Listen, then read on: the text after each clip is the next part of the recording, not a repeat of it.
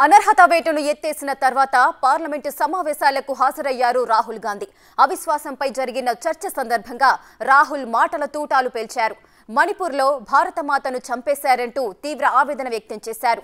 కళ్ల ముందే జరిగిన ఘోరాన్ని మణిపూర్లో బాధిత కుటుంబాల నుంచి తెలుసుకున్నానని చెప్పారు.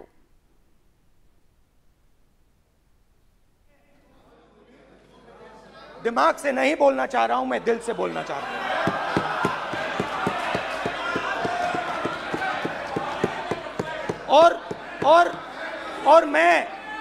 और मैं आज आप लोगों पर इतना आक्रमण नहीं करूंगा। मतलब एक दो गोले जरूर मारूंगा, मगर इतना नहीं मारूंगा। तो आप रिलैक्स कर सकते हैं। डरिए मत। पिछले साल 130 दिन के लिए एक कोने से दूसरे कोने तक गया, अकेला नहीं, बहुत सारे लोगों के साथ। जैसे ही मैंने उससे सवाल पूछा तुम्हारे साथ क्या हुआ, शर्म नहीं है तेरे को, वैसे ही 1 सेकंड में वो कांपने लगी। उसने अपने दिमाग में वो दृश्य देखा और वो बेहोश हो गई। मेरे सामने कांपती हुई बेहोश हो गई। तो ये मैंने आपको सिर्फ 2 उदाहरण दिए हैं। स्पीकर सर, इन्होंने मणिपुर में हिंदुस्तान की हत्या की है। सिर्फ मणिपुर की नहीं, हिंदुस्तान की हत्या की है। इनकी राजनीति ने मणिपुर को नहीं, हिंदुस्तान को मणिपुर में मारा है। हिंदुस्तान को कत्ल किया है, हिंदुस्तान का मर्डर किया है मणिपुर में।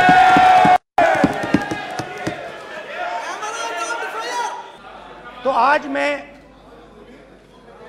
दिमाग से नहीं बोलना चाह रहा हूं, मैं दिल से बोलना चाह रहा हूं।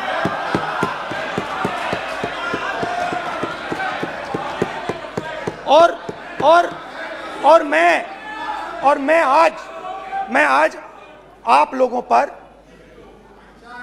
इतना आक्रमण नहीं करूंगा। मतलब एक दो गोले जरूर मारूंगा, मगर इतना नहीं मारूंगा। तो आप रिलैक्स कर सकते हैं।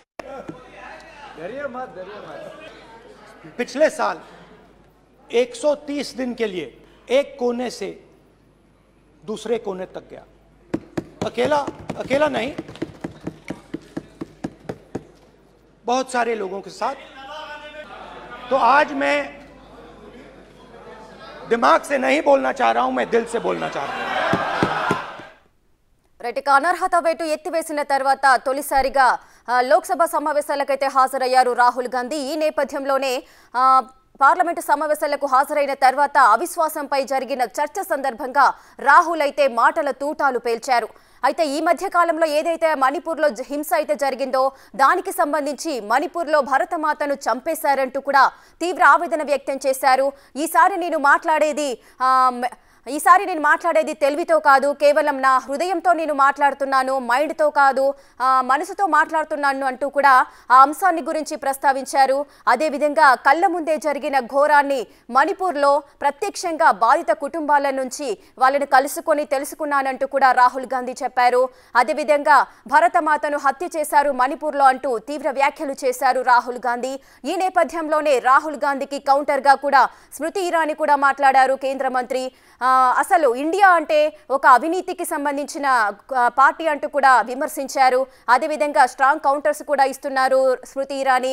ఈ విధంగా మాటల తూటాలు పేల్చుతున్న సందర్భంలోనే రాహుల్ గాంధీ అక్కడి నుంచి వెళ్ళిపోయినట్లుగా కూడా తెలుస్తోంది.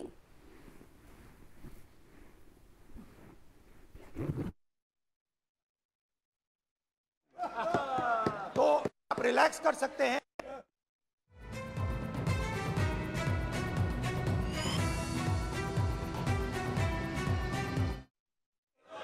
जैसे मैंने भाषण के शुरुआत में बोला, भारत एक आवाज है, भारत हमारी जनता की आवाज है, दिल की आवाज है। उस आवाज की हत्या आपने मणिपुर में की। इसका मतलब भारत माता की हत्या आपने मणिपुर में की।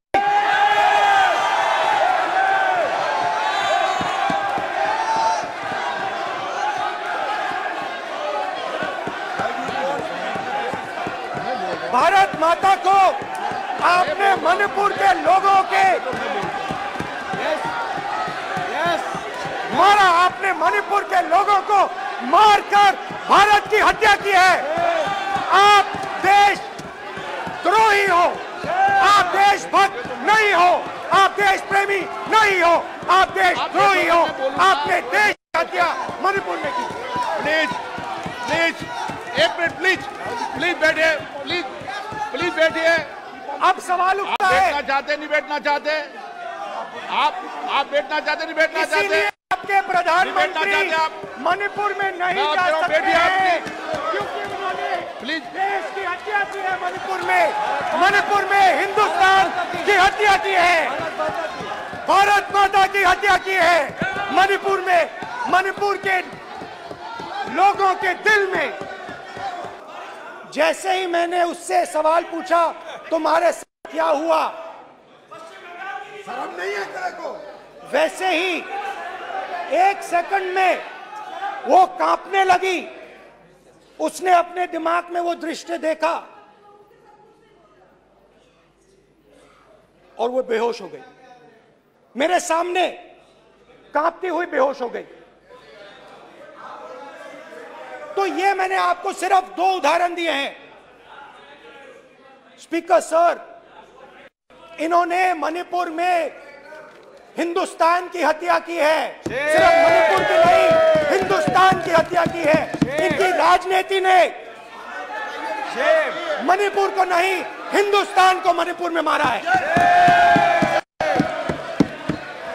हिंदुस्तान को कत्ल किया है, हिंदुस्तान का मर्डर किया है मणिपुर में।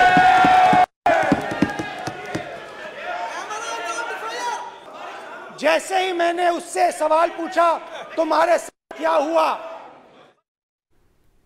అనర్హత వేటును ఎత్తేసిన తర్వాత పార్లమెంటు సమావేశాలకు హాజరయ్యారు రాహుల్ గాంధీ. అవిశ్వాసంపై జరిగిన చర్చ సందర్భంగా రాహుల్ మాటల తూటాలు పేల్చారు. మణిపూర్లో భరతమాతను చంపేశారంటూ తీవ్ర ఆవేదన వ్యక్తం చేశారు.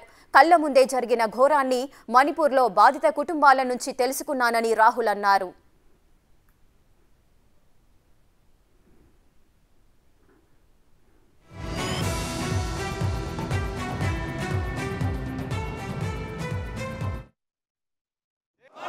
जैसे ही मैंने उससे सवाल पूछा तुम्हारे साथ क्या हुआ, शर्म नहीं है तेरे को, वैसे ही एक सेकंड में वो कांपने लगी। उसने अपने दिमाग में वो दृश्य देखा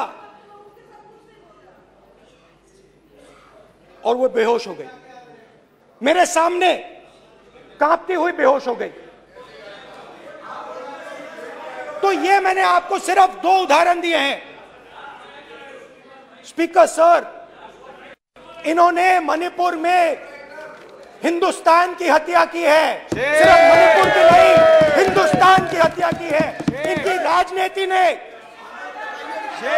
मणिपुर को नहीं, हिंदुस्तान को मणिपुर में मारा है। हिंदुस्तान को कत्ल किया है, हिंदुस्तान का मर्डर किया है मणिपुर में।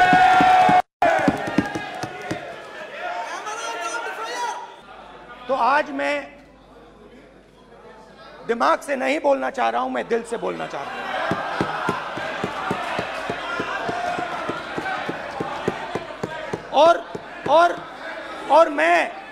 और मैं आज आप लोगों पर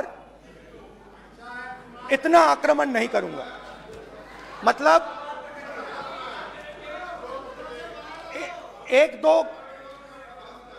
एक दो गोले जरूर मारूंगा, मगर इतना नहीं मारूंगा। तो आप रिलैक्स कर सकते हैं। पिछले साल 130 दिन के लिए एक कोने से दूसरे कोने तक गया, अकेला नहीं, बहुत सारे लोगों के साथ। जैसे मैंने भाषण के शुरुआत में बोला, भारत एक आवाज है, भारत हमारी जनता की आवाज है, दिल की आवाज है। उस आवाज की हत्या आपने मणिपुर में की। इसका मतलब भारत माता की हत्या आपने मणिपुर में की।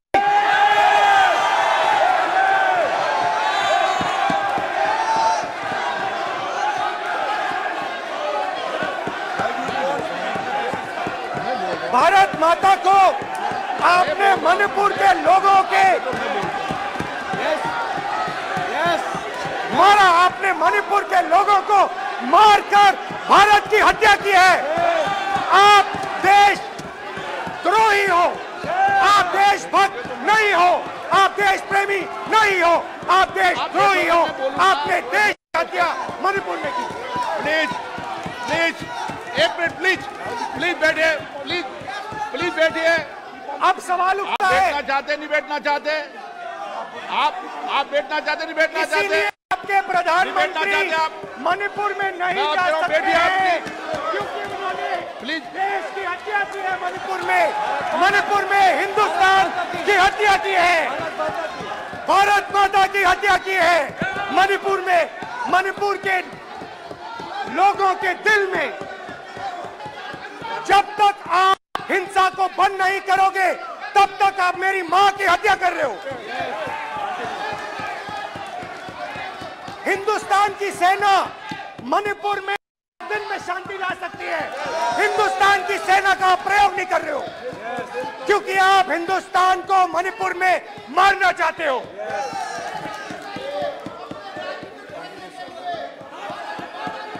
तो अगर नरेंद्र मोदी जी हिंदुस्तान की आवाज नहीं सुनते हैं, अगर हिंदुस्तान के दिल की आवाज नहीं सुनते हैं, तो किसकी आवाज सुनते हैं?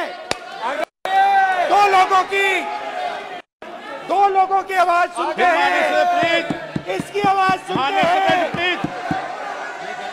इसकी आवाज सुनते हैं, और इसलिए सुनते हैं।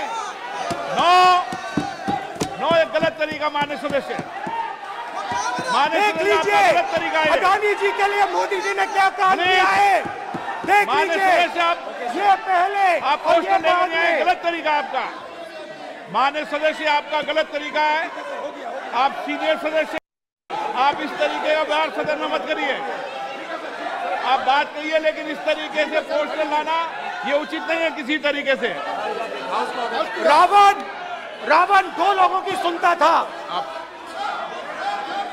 रावण दो लोगों की सुनता था, मेघनाथ और कुंभकर्ण। वैसे ही नरेंद्र मोदी दो लोगों की सुनते हैं, अमित शाह और अडानी। जब मैंने किसान को देखा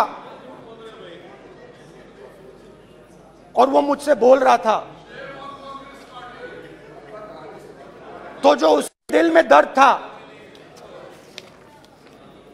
वो मेरे दिल में आया। जो उसके आंखों में शर्म थी जब वो अपनी बीवी से बात करता था, वो शर्म मेरी आंखों में आई।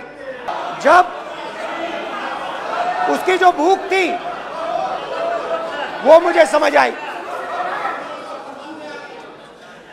और उसके बाद यात्रा बिल्कुल बदल गई।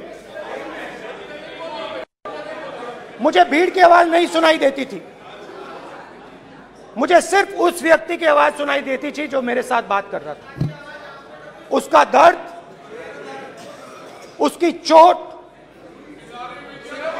उसका दुख, मेरा दुख, मेरी चोट, मेरा दर्द बन गया। भाइयों और बहनों, लोग कहते हैं कि ये देश है, कोई कहता है ये अलग अलग भाषाएं हैं, कोई कहता है ये जमीन है, मिट्टी है, कोई कहता है ये धर्म है, ये सोना है, ये चांदी है। मगर भाइयों और बहनों, सच्चाई है कि ये देश एक आवाज है। ये देश सिर्फ एक आवाज है। ये देश, इस देश की लोगों की आवाज है। इस देश के लोगों का दर्द है, दुख है, कठिनाइयां हैं। और अगर हमें इस आवाज को सुनना है तो हमारे दिल में जो अहंकार है, हमारे जो डिजायर्स हैं, हमारे जो सपने हैं, उनको हमें परे करना पड़ेगा। जब हम अपने सपनों को परे करते हैं तब हमें हिंदुस्तान की आवाज सुनाई देती है, तब तक हिंदुस्तान की आवाज हमें नहीं सुनाई देती। अब आप कहोगे ये बात मैंने नॉन कॉन्फिडेंस मोशन में क्यों रखी? इसका क्या मतलब है कि भारत एक आवाज है, भारत लोगों का दुख है, भारत लोगों का कष्ट है, मुश्किलें हैं। इस बात का संकेत पूरे देश को दिया कि मन में गद्दारी किसकी है। मैं आज हिंदुस्तानी होने के नाते कहती हूं, मणिपुर खंडित नहीं है, विभाजित नहीं है, मेरे देश का अंग है। मैं इनसे पूछती हूं, इन्हीं की अलायंस के एक सदस्य बैठे हैं जिन्होंने तमिलनाडु में कहा कि भारत का मतलब मात्र उत्तर भारत। अगर हिम्मत हो राहुल गांधी में तो आकर भारत के ऊपर इस प्रकार का कटाक्ष करने वाले डीएमके के अपने साथी का खंडन करके बताएं। कांग्रेस पार्टी के एक नेता ने कश्मीर में रेफरेंडम की बात की। अगर हिम्मत है गांधी खानदान में तो इस सदन में और इस देश को बताए कि कश्मीर को देश से हटाने की साजिश में कांग्रेस के उस नेता का वक्तव्य क्यों है। You are not India because you define corruption in India. You are not India because you define incompetence. You are not India.